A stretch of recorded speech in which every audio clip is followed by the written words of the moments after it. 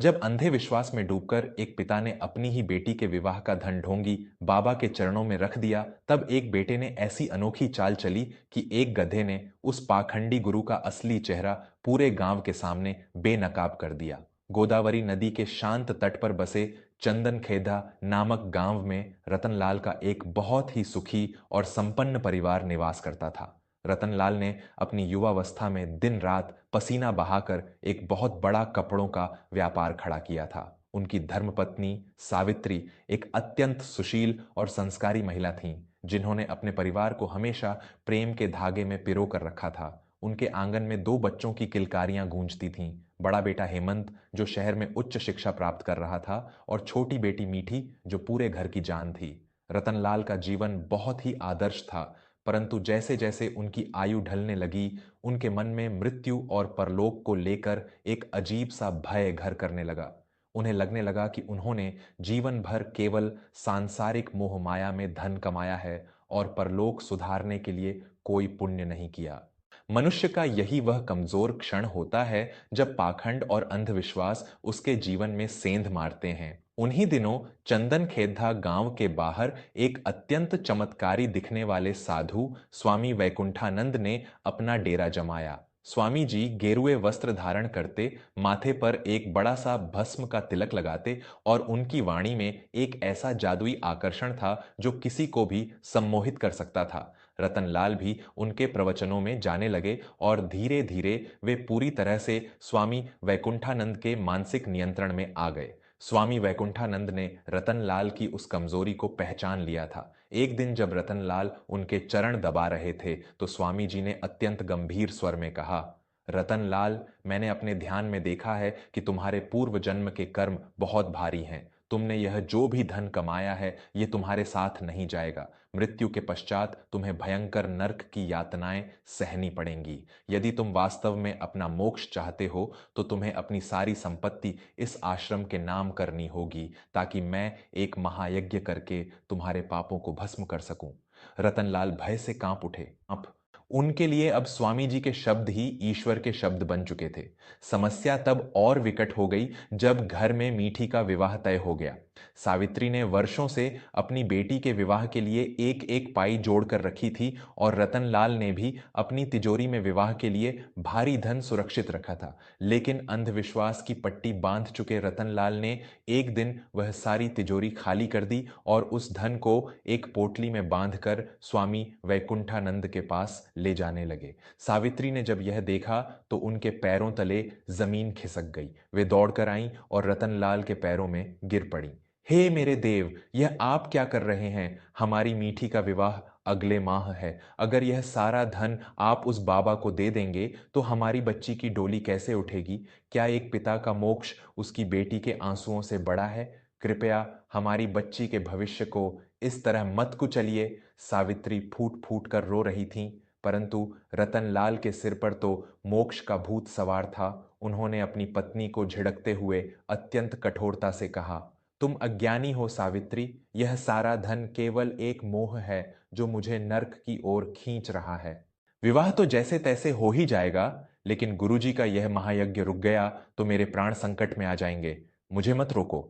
ये कहकर रतनलाल वह सारा धन लेकर आश्रम की ओर चले गए। सावित्री और मीठी आंगन में बैठकर अपने भाग्य को कोसती हुई रोने लगीं। मेरे आत्मीय परिजनों, मैं आपका अपना विवेक वर्मा आज आपसे एक अत्यंत गहरी बात साझा करना चाहता हूं। हमारे समाज में आज भी ऐसे कई परिवार हैं जो धर्म और मोक्ष के नाम पर ढोंगियों के चंगुल में फंसकर अपना सब कुछ लुटा देते हैं। वे भूल जाते हैं कि एक पिता का सबसे बड़ा धर्म, उसका सबसे बड़ा महायज्ञ उसकी अपनी संतान की खुशी और उसका कर्तव्य होता है। जो पिता अपनी बेटी के आंसुओं को अनदेखा करके मोक्ष ढूंढता है, उसे ईश्वर भी कभी क्षमा नहीं करते। अगर आपको भी लगता है कि अंधविश्वास से बड़ा कोई अभिशाप नहीं है और परिवार का प्रेम ही सबसे सच्चा धर्म है, तो मैं आपसे हृदय से निवेदन करता हूं कि हमारे इस परिवार वर्मा स्टोरीज से आज ही जुड़ें।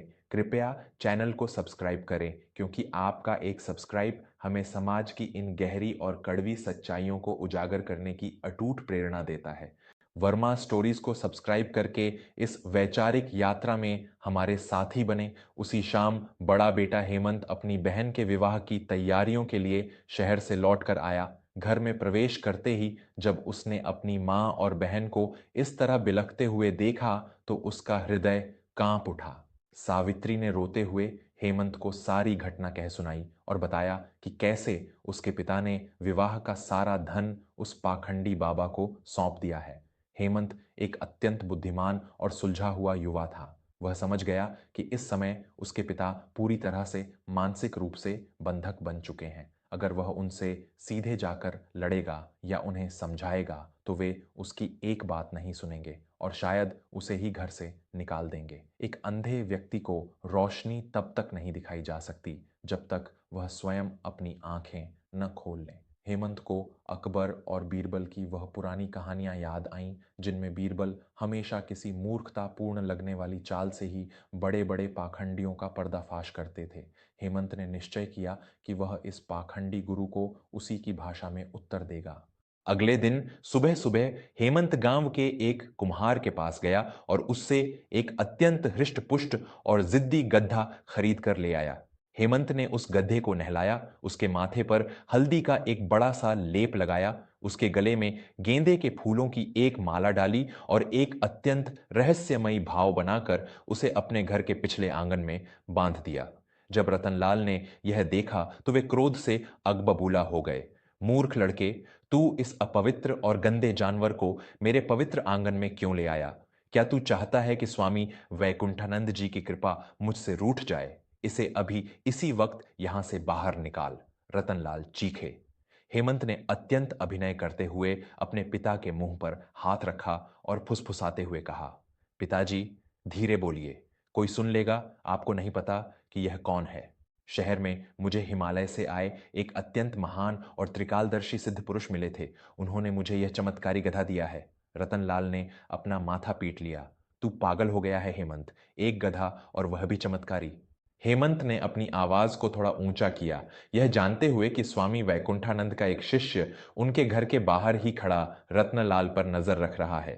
पिताजी, यह कोई साधारण पशु नहीं है। उन सिद्ध पुरुष ने बताया है कि इस गधे के भीतर कुबेर का अंश है। यदि कोई ऐसा सच्चा और पवित्र महात्मा जिसके मन में रत्ती भर भी लोभ और लालच न हो, वह ठीक मध्य रात्रि के समय इस गधे को अपने हाथों से हरी घास खिलाए तो यह गधा अगली सुबह गोबर के बजाय शुद्ध सोने के सिक्के उगलता है। मैं आज रात ही इसे किसी सच्चे महात्मा के पास ले जाने वाला हूं। जैसे ही हेमंत ने यह बात कही, वह शिष्य जो बाहर खड़ा था वह दौड़ता हुआ सीधा स्वामी वैकुंठानंद के पास पहुंचा और उसने सारी बात नमक मिर्च लगाकर स्वामी जी को बता दी।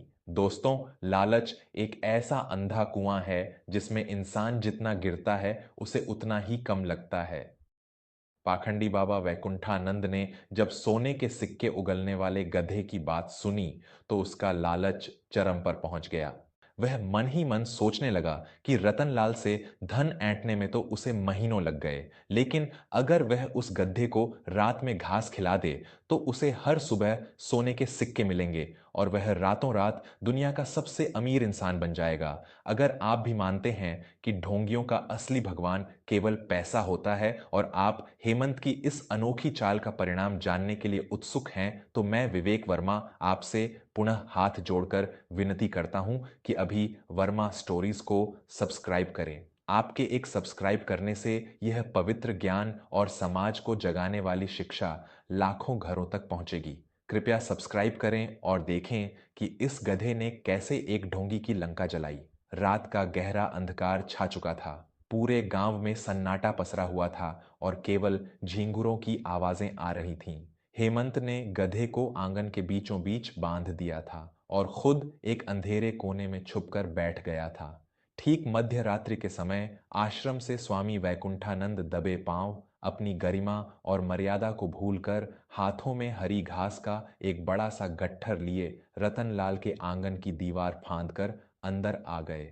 सोने के सिक्कों की चमक ने उस बाबा को पूरी तरह से अंधा कर दिया था। बाबा दबे पांव गधे के पास पहुंचे। गधा, जो एक जानवर था और रात के अंधेरे में किसी अजनबी को अपनी ओर आते देख घबरा गया था, उसने अपने कान खड़े कर लिए। बाबा ने अत्यंत मधुर आवाज में फुसफुसाते हुए कहा, आओ मेरे कुबेर के अवतार, यह स्वादिष्ट घास खा लो और सुबह मुझे ढेरों सोने के सिक्के देना। जैसे ही बाबा ने गधे के मुंह के पास घास ले जाने के लिए अपना हाथ आगे बढ़ाया, उस जिद्दी और घबराए हुए गधे ने अपनी पिछली दोनों टांगें पूरी ताकत से हवा में उठाईं और बाबा की छाती पर एक इतनी जोरदार लात मारी कि स्वामी वैकुंठानंद हवा में उड़ते हुए सीधा आंगन के किनारे बने गाय के गोबर और कीचड़ के एक बड़े से गड्ढे में जा गिरे। लात की चोट और कीचड़ में गिरने से बाबा के मुंह से एक भयंकर चीख निकल गई। बचाओ, मर गया रे! बाबा की चीख सुनकर और गधे के जोर जोर से रेंकने की आवाज से पूरा घर जाग गया। हेमंत तो पहले से ही तैयार था। उसने तुरंत अपनी लालटेन जलाई और जोर जोर से चिल्लाने लगा, चोर, चोर, गधा चुराने वाला चोर! हेमंत की आवाज सुनकर रतनलाल, सावित्री और आस पड़ोस के लोग भी लाठियां और लालटेन लेकर दौड़ पड़े। जब रोशनी उस गोबर के गड्ढे पर पड़ी तो वहां का दृश्य देखकर सभी की आंखें फटी की फटी रह गईं। वह अत्यंत चमत्कारी, पवित्र और मोक्ष का मार्ग दिखाने वाला बाबा वैकुंठानंद सिर से लेकर पैर तक गाय के गोबर और कीचड़ में सना हुआ था और दर्द से कराह रहा था। रतनलाल अपनी आंखों पर विश्वास नहीं कर पा रहे थे। स्वामी जी, आप यहां आधी रात को क्या कर रहे हैं? रतनलाल ने कांपते हुए स्वर में पूछा। इससे पहले कि बाबा कुछ बोल पाते, हेमंत ने आगे बढ़कर एक व्यंग्यात्मक मुस्कान के साथ कहा, अरे पिताजी, क्या आप अभी भी नहीं समझे? हमारे इन मोक्ष प्राप्त गुरुजी को सोने के सिक्कों का लालच यहां खींच लाया है। मैंने तो कहा था कि इस गड्ढे को वही खिला सकता है जिसके मन में रत्ती भर भी लोभ न हो, लेकिन हमारे गुरुजी का लालच तो इस गड्ढे ने एक ही लात में बाहर निकाल दिया। जो इंसान मोक्ष के मार्ग पर होने का दावा करता है, वह आधी रात को दीवार फांदकर एक जानवर के पास सोने की लालच में आया है। यही है इनका असली चेहरा। रतनलाल को ऐसा लगा जैसे किसी ने उनके चेहरे पर बर्फ का ठंडा पानी फेंक दिया हो। उनके मन में बसा अंधविश्वास शीशे की तरह चकनाचूर हो गया। उन्हें याद आया कि कैसे इस पाखंडी ने उनकी बेटी के विवाह का धन यह कहकर ऐंठ लिया था कि धन केवल एक मोह है, और वही पाखंडी आज एक काल्पनिक सोने के गधे के लालच में गोबर में पड़ा था। गांव वालों ने तुरंत उस बाबा को पकड़ लिया और उसके आश्रम की तलाशी ली, जहां से रतनलाल का सारा धन और गांव के अन्य कई लोगों द्वारा दिया गया पैसा बरामद हो गया। ढोंगी बाबा वैकुंठानंद को उसी रात पुलिस के हवाले कर दिया गया। रतनलाल फूट फूट कर रोते हुए सावित्री और अपनी बेटी मीठी के सामने घुटनों के बल गिर पड़े। मुझे क्षमा कर दो सावित्री, मुझे माफ कर दे मेरी बच्ची। मैं मृत्यु के झूठे भय और मोक्ष के लालच में इतना अंधा हो गया था कि मैंने अपने ही परिवार, अपने असली स्वर्ग को दांव पर लगा दिया था। मैं सच में बहुत बड़ा अज्ञानी हूं। रतनलाल अपने आंसुओं से जमीन को भिगो रहे थे। हेमंत ने आगे बढ़कर अपने पिता को उठाया और उन्हें गले से लगा लिया। रोइए मत पिताजी, इंसान से ही भूल होती है, लेकिन सच्चा ईश्वर मंदिर या किसी बाबा के चरणों में नहीं, बल्कि अपने परिवार के चेहरों पर आने वाली मुस्कान में बसता है। जब तक हमारा परिवार एक साथ है, हमें किसी मोक्ष की आवश्यकता नहीं है, क्योंकि स्वर्ग यही है। अगले महीने मीठी का विवाह अत्यंत धूमधाम से संपन्न हुआ।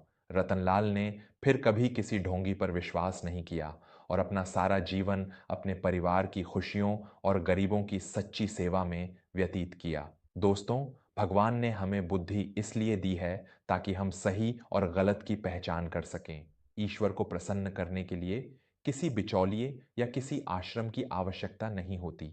आपका कर्म ही आपका धर्म है और आपका परिवार ही आपका सबसे बड़ा तीर्थ है।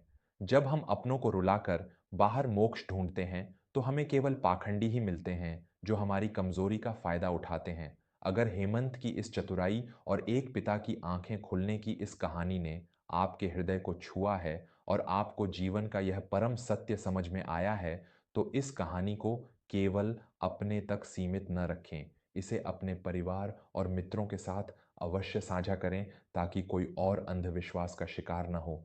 और हाँ, हमेशा ऐसी ही अत्यंत सत्य, वैचारिक और पारिवारिक मूल्यों को जगाने वाली कहानियों से निरंतर जुड़े रहने के लिए मैं आपका अपना विवेक वर्मा आपसे अंत में फिर आग्रह करता हूं कि हमारे चैनल वर्मा स्टोरीज को जरूर सब्सक्राइब करें।